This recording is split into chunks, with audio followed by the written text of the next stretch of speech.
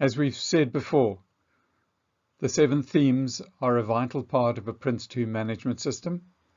If it's not these 7 at a minimum, then the purists would say it's not a PRINCE2 project.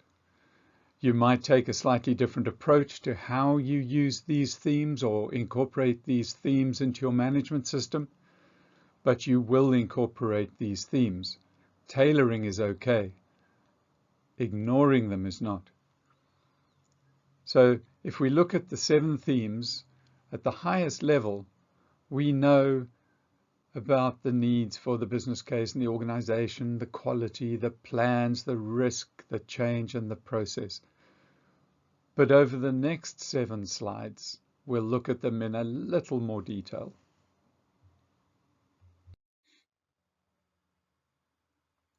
You're looking at the business case from day 1 when you go to start up a project. When you get a mandate to look at the feasibility of the project, to look at the product itself and if it can be delivered within the expectations of the commissioner of the project, being an executive, a sponsor, somebody in the program office, or even a customer. What is the business case? How do you justify the benefits that will be achieved against the cost of achieving them? And that's why in starting up a project, you have an outline business case already.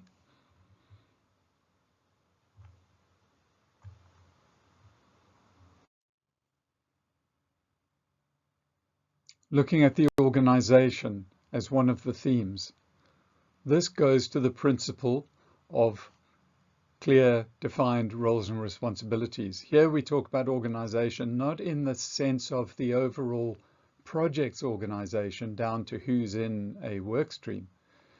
But again, this is about defining the membership of the board and how the board will function. Who's responsible for what, when, how, why. And this is why you want to have somebody on the board, not only from the business in terms of the commissioner of the project, but also of the user and of the supplier or suppliers. Because your board, in making that ongoing business justification that we've just mentioned, needs to have the big picture. Quality, of course, runs through the whole project, from the initiation where you are defining the various elements of the quality of the project, deliverables, and the way the project is managed, but also the quality of the product. So you have 2 aspects to your management system. And the one is that which is checking really against how you are managing the project and how the project is progressing, and therefore getting sign-off to go past a stage boundary into the next stage, but also how is the product being evaluated for quality, whether it's a software product, whether it's a mechanical or a civil or a chemical or medicinal product, how is it being quality assured? And if you think about it, what we saw in the pandemic was how we managed to expedite the project of creating vaccines, not by compromising quality, but by bringing the whole quality assurance process closer together.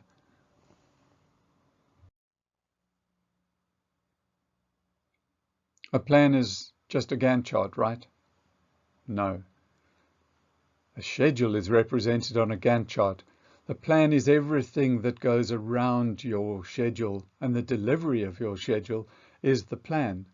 Whether that's your risk management plan, your change management plan, your quality management plan, all of the different ways you will manage at a minimum all of the themes throughout the processes is your project plan.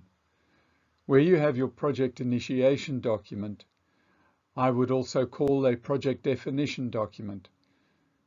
Or in other systems, they might call a project control book. But having a physical or logical space could be many different documents that form part of the plan. But here you're saying you can't proceed without a plan. The whole thing of if you fail to plan, you plan to fail. You simply wouldn't get out the starting gate if you were trying to move across into a stage if you couldn't show the board how you were going to manage the project in that stage. The risk theme is all about risk management. In your project plan, you have a risk management plan.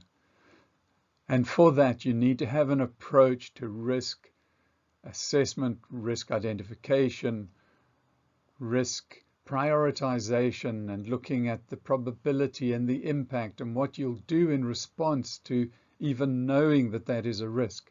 Are you going to mitigate your risk? Are you going to accept the risk? Are you going to transfer the risk somewhere else? So risk is that which is going to get in the way of you succeeding.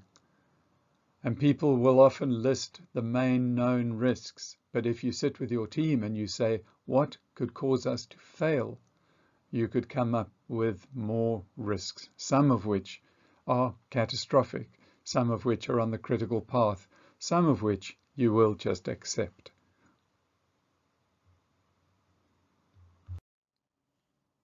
The theme of change and change control and change management. Change control and change management can get confused in people's minds because change management is nowadays more related to organizational change. But change control is about changes within the project, whether it's a change to the scope or a change to the requirement or to the duration resulting from changes to scope or requirement, or changes for the same thing relating to budget because you've increased the scope, you've increased the amount of people needed, or there are additional pieces of work that need to be done because of another project. So change control. How are you logging your change? Where's the register? How are you assessing the impact of the change? Are you accepting lots of little changes that should ultimately have been bigger changes in terms of control? Because those little changes added up to a significant impact on your budget or on the resources, and then you find that you don't have the resources to do the actual work that you're commissioned to do. So that's the theme of change, controlling change, even if it's logging all the small stuff and then one day finding out it adds up to a lot that you have to charge your customer for. But that's what change control is all about. And last but not least, of course, is how do you track and control and manage and report progress on the project, progress towards achieving your product. This is absolutely essential. If progress management, tracking and controlling and reporting is haphazard and not to a particular cadence or rhythm, and the content of the reports varies from week to week or month to month, you will have chaos. You will have things that run late, over schedule, have technical problems that aren't dealt with.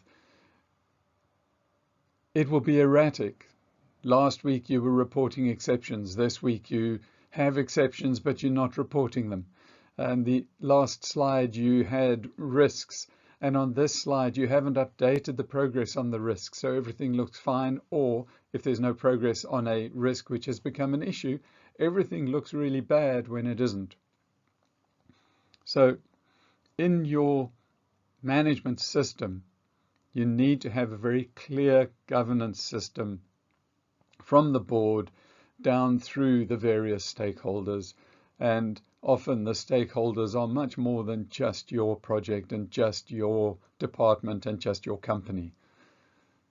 So progress tracking is essential for progress reporting, and therefore you have management by stages, and therefore you manage stage boundaries.